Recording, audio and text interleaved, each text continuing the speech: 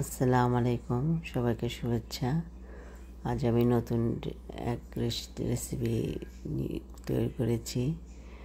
এই রেসিপির মধ্যে আমি প্রথম টমেটো নিয়েছি। টমেটোটা ধুয়ে টিস্যুটা মুছে নিয়েছি। মুছে এটাকে আমি সাইজ করে কেটে নিয়েছি।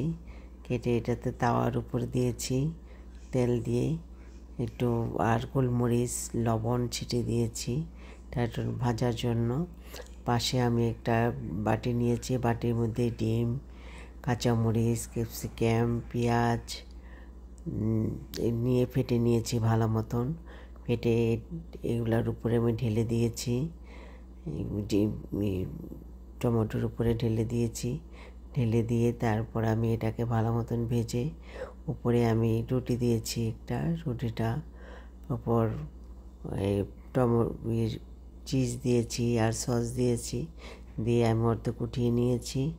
উঠিয়ে নেওয়ার পর এটা আমার হয়ে গেছে। হয়ে যাওয়ার পর এটাকে আমি সাইজ করে সুন্দর করে কেটেছি। আল্লাহ হাফিজ, আপনারা